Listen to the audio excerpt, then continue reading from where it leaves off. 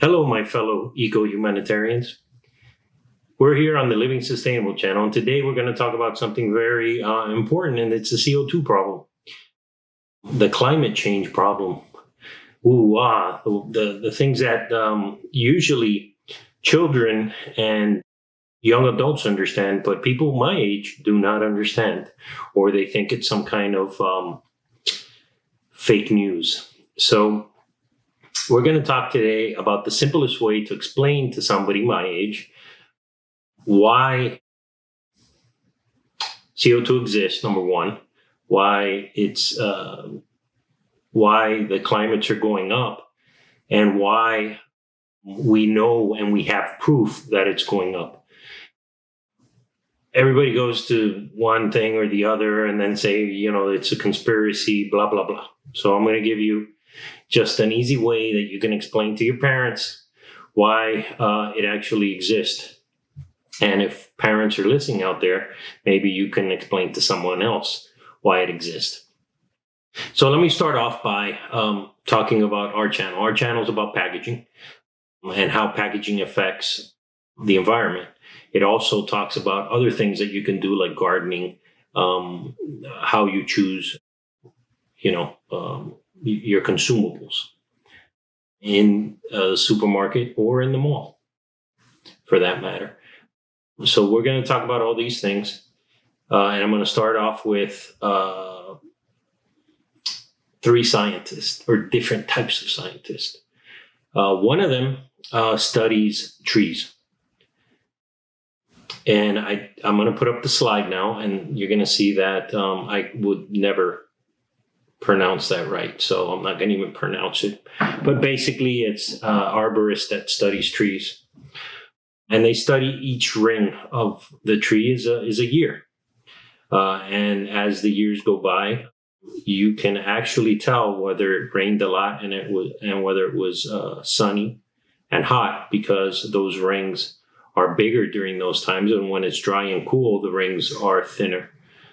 So this is how you can actually tell. But there's another thing that's very special about sequoia trees. Number one, sequoia trees can go back 3,000 years. And one of the things they do is they have these little dark rings around some of those years, or those rings. And what that means is there was a fire, because a lot of sequoia trees and a lot of these bigger trees can live through big fires. And you can carbon date these rings, and it can take you back to a specific year. Now, when I say it goes back 3,000 years, I really mean it. It can go back 3,000 years. These scientists have actually put the data together and made it go back 3,000 years. So that's one type of scientist that grabs all this data and puts it in a computer, and they have nothing to do with the other two scientists that I'm going to go ahead and talk to you about. The other kind of scientist studies ice. And the beauty about ice is it also has rings. And when the summer is hot, usually that ring of ice or that ring of snow melts and it makes ice. But the beautiful thing is that it actually captures bubbles. And they can actually not only tell whether it was a warm year or a cold year, but they can also tell, number one, sediment in the water. And that sediment you can carbon date. And the other thing is a bubble. And that air inside that bubble, they can also take CO2 readings. And they can go back years and years and years, hundreds of years and more. And by carbon dating some of the sediment and things that are in the ice, they can actually tell what year. They take all this data and they put it in a computer. Now, let's go to the third scientist.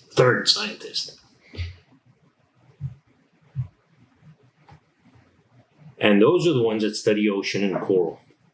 Now, the beauty about coral is it's almost like a tree. When it's warm, but if it's too warm, it actually bleaches out. It gets really white. when it's a normal temperature, it actually grows. Coral actually has somewhat the rings that the tree has. And that actually can go back thousands of years too. So what do? They do the same thing as they do with the ice. They actually take a core out and they actually study that core. Now, when it's bleached, that ring will become whiter. So they know that temperatures are really high. What happens to coral is when the waters are very high, it's high in bacteria, high in algae, and they have trouble growing and they bleach out. So they can take all that data, put it in a computer, and know basically whether it was warm, hot that year, and all the coming years. So all these three scientists take all these cores and put them together. Okay, so let's go back to this graph. On the left-hand side, you're going to see a global warming average temperature, and you see that it starts around the 1920s and around the 1940s where CO2 starts going up. Now, if you remember right, you're going to remember Ford and his factories and the year where industry really started kicking butt.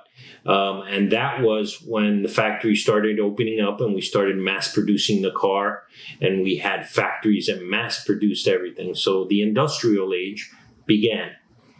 And you're going to see that in correlation with the population going up. If you have more cars, more population, and more factories for more people, you're going to see the CO2 go up. And that's what's happening in these charts. So as you can see, the world energy consumption also went up.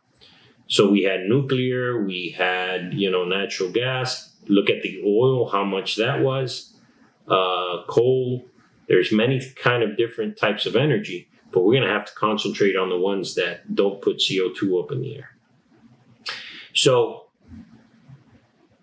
these charts basically take the picture home, and I'm going to give you the big picture. And the big picture is you're going to see the CO2 chart. We've explained that. The big picture is that the temperature chart, you're going to see that temperature is going to rise 7.4 degrees. And there's recent studies of the National Academy of Science that says production could fall by 30%. Food production could fall by 30%. Why? Temperature rise. Okay, the areas where we used to grow things, we can't grow things anymore. Now, there's another factor to this. Let's say it doesn't go up 7.4%. Let's say it only goes up 4%, or 4 degrees, I'm sorry. Not 7.4 degrees, but let's say it only goes up 4 degrees Fahrenheit. There's still a bigger issue. The bigger issue is world population. They're saying that by the year 2070, we will have 10 billion people. Now, it went from 7.5 billion in this chart to 10.5 billion people by 2070. Okay, that's 3 billion people more. So what's the big picture? 30% less food, 3 billion people more. And the other factors, there will be 143 million people that are going to be displaced because of global warming. So picture this in your mind. And I see people struggling, and I see people trying to fight for land that maybe it's not theirs. Look what's happening now in Iceland and in other places. But we can try and solve it. And there's a lot of complicated solutions. And we might have to do all of them because we only have 10 years before it's no longer reversible. So the simple but complicated solutions is one, reduce CO2 emissions. Now, how do we do that? We need to use renewable energy. What are other things we can do? Well, on my channel, we talk a lot about reduce and reuse. And we're also going to go into factories, and I'm going to teach you about the investment in carbon capture technologies. Now, this needs to happen also, because it's not enough that we grow trees, although that's great, and it's great that we have solar panels, and it's great that we have Tesla and electric cars, but that's not enough. And the other interesting thing we do on our channel is we talk about compost, and we talk about things to improve your soil, because that's a biggie, believe it or not. If these trees don't grow quickly and we don't improve our soils, we have other issues, which are nutrition issues. So we all have to get together and do all these little things to make our life improve in the future. So it's scary. It's scary. I won't say it isn't. But there are solutions, and we need to start now. Down in the comments, I left a link for NASA.gov. NASA has a great site on keeping track of global warming. You're going to see how everything's risen, sea level rise, everything and that's where the big displacement of people is going to come in sea level rise, because yes, our glaciers are melting and the sea level is rising. And that I don't really have to explain it to you. You can look at NASA for that. It's happening. So my channel is going to concentrate on things that you can do. You don't have to have a lot of money. You don't have to own a Tesla. You don't have to have the big solar panels up on your roof. But there are things that are very important, just as important as that Tesla and that solar panel. The U.S. is the biggest consumer of product in the world, and we need to stop and reuse and recycle and use product that is compostable. These are things we can do now. And I think as a designer and as a person who develops product and packaging, been 20 years in the fragrance and cosmetic business, and also have been developing eco-friendly packaging, I can tell you that we need to change our mindset on how we see packaging. Simpler is, to me, way more beautiful than a package that has too much bling on it.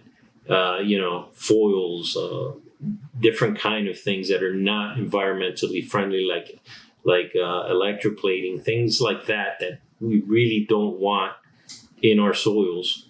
Because at the end, the U.S. does not have a good system of recycling. So at the end, they're going to end up in dumps. So we need it to be compostable. So at the end, let's all get together, see if we can fix this problem. Subscribe to my channel, give it a big thumbs up, and let's do it together. Thank you for watching.